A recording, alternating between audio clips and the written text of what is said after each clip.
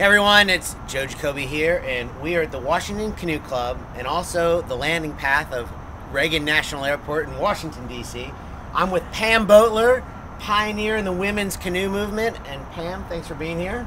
Thank you, Joe, for being here. Pam, a couple of weeks from now, you are going to be on the start line of the World Championships. I know how hard you've worked to get women in canoeing as a full World Championship and one day an Olympic sport.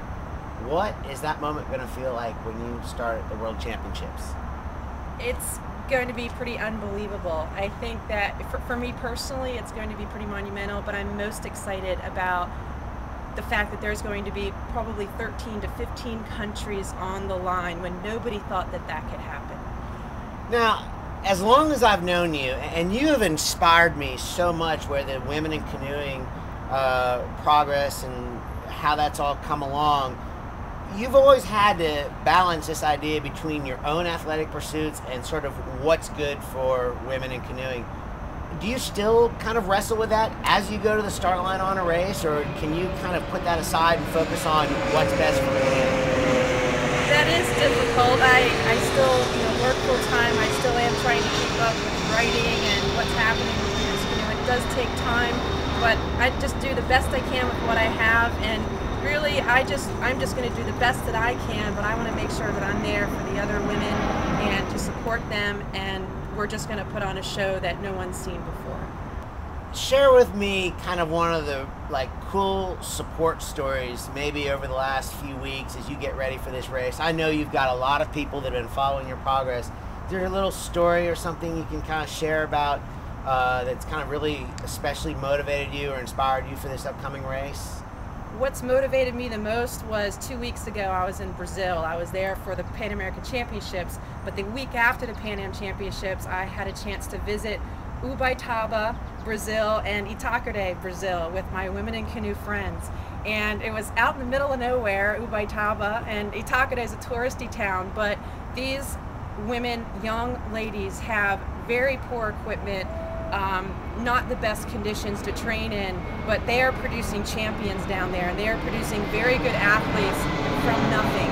And they have dedication, desire, determination, and in Portuguese what's called gata, and it's a fire from within. And I have not seen that before ever, and I'm truly inspired that we have so much here, but yet they're producing so many amazing athletes there, and I'm excited to see them grow over the next few years and compete at the World Championships. So they will be at the Worlds? They will be at Worlds. Luciana Costa and Camila Lima from Ubaitaba. It sounds like a place that we ought to be based in. We should be based there. It sounds like a pretty good place to get pretty inspired about the World Championships. Exactly. So you're going to kind of come back from all of this. You'll be a veteran of the World Championships, and you will have gone through that experience. What do you think your next step will be after the Worlds?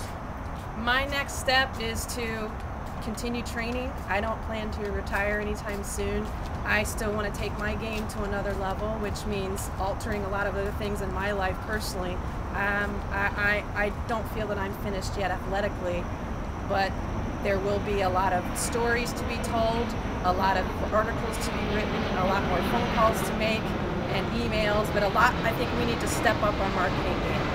And that's going to take some help from other people like you to teach us a few things about filming and editing, and I think that's the next step, is to ratchet up the marketing game and get some video of women in canoe. We got to get some women in the ICF videos. Well, it is funny that you mentioned that. We have got to be our own best storytellers. We can't wait for other people to come tell the story for us. I mean, the technology is there for us to do it. And the beauty is that as I've traveled around the country, women in canoeing have been the story. I mean, that has been a story that people get, they relate to, they understand first. And I'm telling you, it couldn't have happened without this lady right here, Pam Boteler. Thanks so much. Hey, is there a website people can go to check out more information on you? JustCanoeIt.com. JustCanoeIt.com. We'll have it posted here. Thanks so much, and good luck at the World Championships. Thank you, Joe. How awesome is that going to be? That is going to be the most unbelievable event in my life.